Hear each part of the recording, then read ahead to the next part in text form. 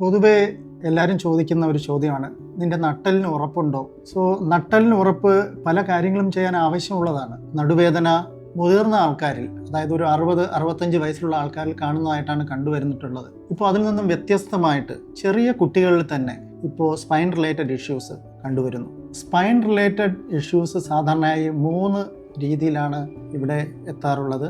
Cervical spondylosis, lumbar spondylosis, പിന്നെ സയാട്ടിക്ക. Cervical spondylosis cervical ഏരിയയിൽ ഉണ്ടാകുന്ന ഡിസ്കിന് ഉണ്ടാകുന്ന തകരാർ മൂലം അവിടെ നിന്ന് സപ്ലൈ ചെയ്യുന്ന നെർവ്സിനുണ്ടാകുന്ന കംപ്രഷൻ, ആ നെർവ് സപ്ലൈ ചെയ്യുന്ന സ്ഥലങ്ങൾ മുഴുവനും തരിപ്പ്, മരവിപ്പ്, വേദന മുതലായവയും കഴുത്തിൽ വേദനയുണ്ടാകുന്ന ഒരു രോഗമാണ്. പിന്നെ പ്രബലമായി കാണപ്പെടുന്നത് ലംബാർ സ്പോണ്ടിലോസിസ് ആണ്. അതും ലംബാർ ഡിസ്കുകൾക്കുണ്ടാകുന്ന തകരാറ് കാരണം കാലിലേക്ക് സപ്ലൈ ചെയ്യുന്ന നെർവ്സ്, അതിനകത്ത് സയാറ്റിക് നെർവിനകത്ത് ഒരു കംപ്രഷൻ ഉണ്ടാകുകയും അത് സപ്ലൈ ചെയ്യുന്ന സ്ഥലങ്ങൾ മുഴുവനും നെർവ് സപ്ലൈ പ്രോപ്പർ ആകാതിരിക്കുകയും തരിപ്പ്, മരവിപ്പ്, കാൽവണ്ണ ഉരുണ്ട് കയറുക മുതലായ ലക്ഷണങ്ങൾ കാണിക്കുകയും ചെയ്യും. ഒരു ഡെമോൺസ്ട്രേഷൻ ഞാൻ കാണിക്കാം. ഇതാണ് നമ്മുടെ 2 എല്ലുകൾ, 2 കശേരുവകൾ. ഇതാണ് ആ കുഷൻ. ഈ കുഷനിൽ നിന്നാണ് നമുക്ക് എങ്ങോട്ട് തിരിയാനും എങ്ങോട്ടും മറിയാനുമുള്ള ഒരു രീതി നമുക്ക് ശരീരത്തിന് കിട്ടുന്നത്. ഈ കുഷനിൽ ഇവിടെ ഒരു ബൾജ് ഉണ്ടാകുന്നത് ഞാൻ കാണിച്ചു തരാം. ഇതാണ് ഒരു ഡിസ്കിൻ്റെ ബൾജ് എന്ന് പറയുന്നത്. ഇതാണ് സ്പൈനൽ കോഡ്.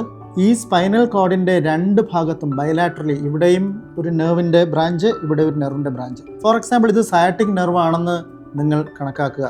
കാലിലേക്ക് സപ്ലൈ ചെയ്യുന്ന ഞരമ്പുകളാണെന്ന് വിചാരിക്കുക. ഇത് ഒരു കംപ്രഷൻ കൊടുത്ത് ഈ നെർവിൻ്റെ റൂട്ടിൽ ഒരു കംപ്രഷൻ കൊടുക്കുന്നു. സോ അവിടെ ഒരു ഇൻഫ്ലമേഷൻ ഉണ്ടാകുന്നു.